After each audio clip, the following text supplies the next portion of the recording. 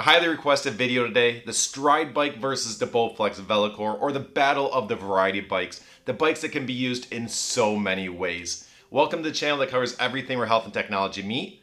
Let's jump in. And just so you know everything that's available, this is a comparison between the two bikes, helping you understand where they fall when they compete against each other. But I have full reviews on each bike, and I'll link all those resources down in the description below, so make sure you check that out. So let's kick it off by talking about the bikes themselves, or the hardware, the resistance, the quality of the ride you get, and how these two compare.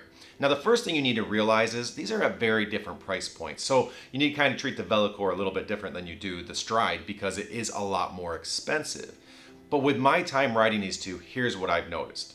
And first, they both have large 22-inch touchscreens on them, so they have very immersive rides. You feel like you're in it. You're not looking at a smaller screen, kind of feeling like you're struggling to keep up or understand what they're doing. It is fully immersing you, which is very nice on both of these bikes. The Bowflex does have external speakers, so you're going to get a little bit better sound quality, and again, that adds that immersive experience, so that is nice and a little bit of a pro to the Velocore.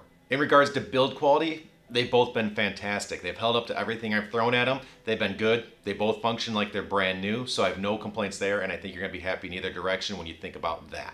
And as far as the resistance quality goes, if the Velocore was a 10, I would give the Stryde a 9.5. And don't read into that. That does not mean that the Stryde is way behind. It basically means they're almost identical and they are both fantastic experiences, but we are at a different price point, and I would just say the Velocore is this much better. For the most part, I don't think it really needs to be a factor in your decision on which bike you're going with, but if you just want the best of the best, I would give that a slight notch up.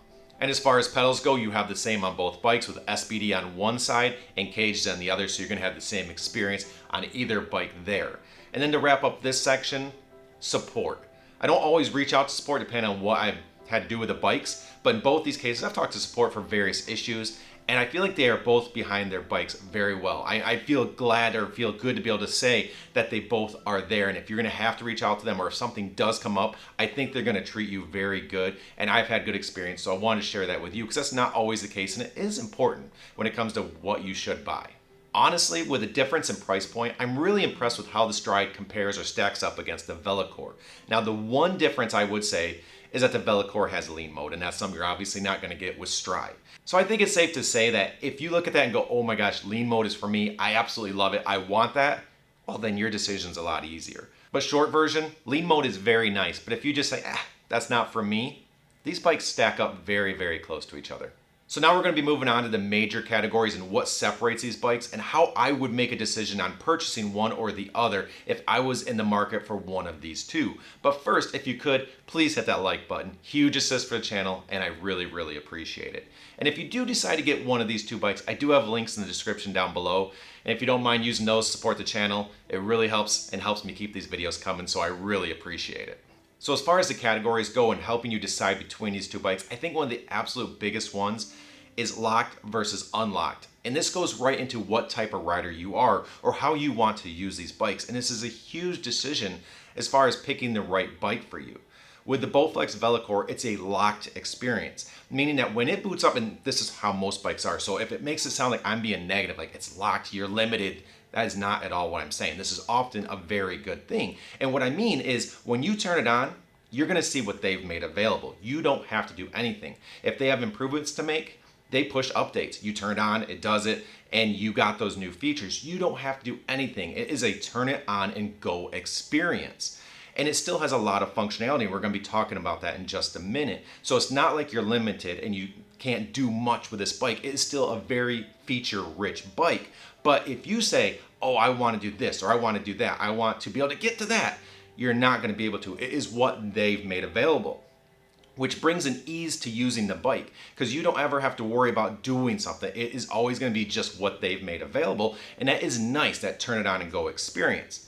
But if you're that person that says, I like to do things my way, or I want to just, if I get excited about something and I want to be able to put something on and try it, I can do that.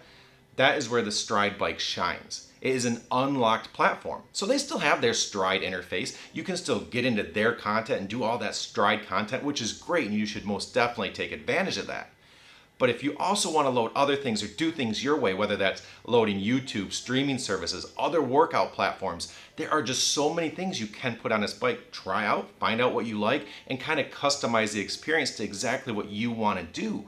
And that's nice. But again, on the downside, if you're a person that doesn't like to have to get in and install things or update things or manage the system, you just want to turn it on and go and work, well, that's a big decision, because I don't want you to buy a bike and go, oh, I have to kind of do stuff to make this work the way I want it to, or I have to update the Peloton app I installed. I just want to turn on and go.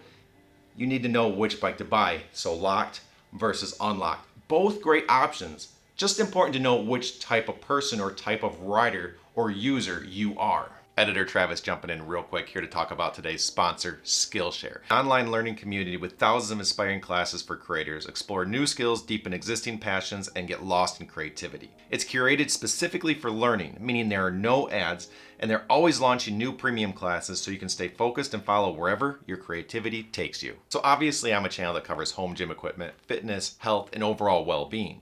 So what can Skillshare do for you? Well, it's got tons of categories, so you can learn all sorts of things.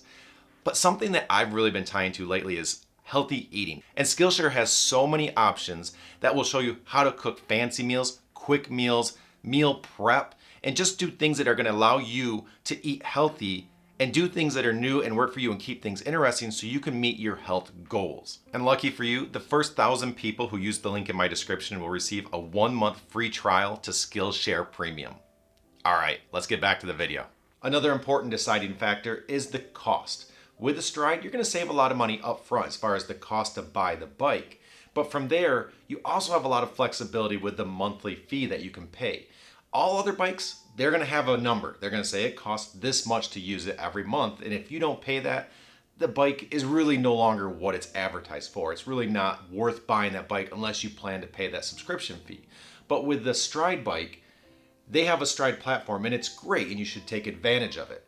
But they have a lot of other things to do. So if you have a month where you need to be lighter on costs, you can use YouTube, which is free. The Stryde platform itself is $29.99, but if you get a Peloton, it's $39 a month. But if you want to do Peloton Digital on this, $12.99 a month. Streaming services like Netflix or Hulu or whatever else that you already use, you can pipe them into this. You don't have to pay anything extra. You're already paying for that. So you can really dial this in how you want to use it from a financial perspective. And that flexibility can be really nice. Personally, I think of the summer months when maybe I'm outside exercising more, running, riding my bike, hiking, whatever it is. I might not want to go get on my indoor cycling bike as much. So I want to use options that are cheaper during those months and save some money. So that's nice to have that flexibility.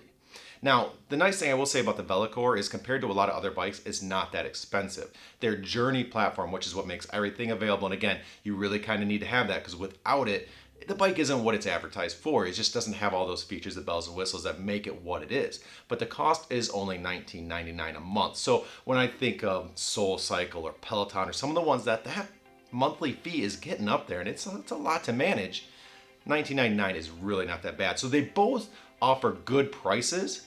There's just more flexibility on the Stryde side and upfront savings. So that could be a big deciding factor as far as how you want to use the bike and if you want control over those monthly fees or not. So when it comes to deciding between these two bikes, I would start with those two topics and that can help a lot. But from there, I would break it down by the features you're going to get with the bike.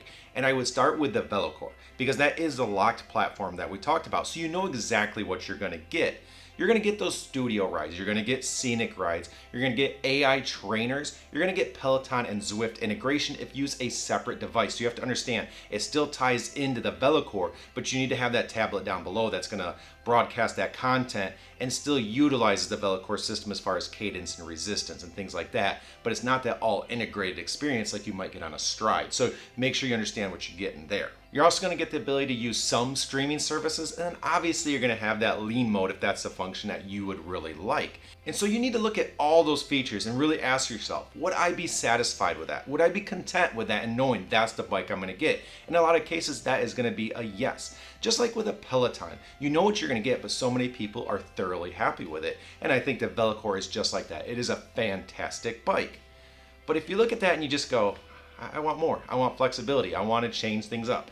I want to be able to use different systems. I want to be able to do iFit one month, Peloton next, Stryde another, and really just switch it up. YouTube, things like that. You can just use it in so many ways. And maybe even if new platforms come out, something new and exciting comes out and it's just a new app you load on there and it works, you have the ability to potentially do that if the bike will support it. I don't want to just say everything will work in the future, but a lot of things work on this bike. So if you find yourself saying, oh, I don't want to be locked in, I don't know if I'll be happy with that down the road. I want to be able to switch it up.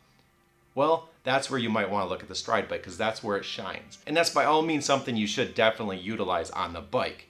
But it just has so many other ways to use it as well. It keeps it entertaining. You don't get bored. You don't eventually reach that point where you're like, I'm tired of doing this. I need something new. But you can't because you're in that locked platform. If that's you, the Stryde could be an amazing bike for you.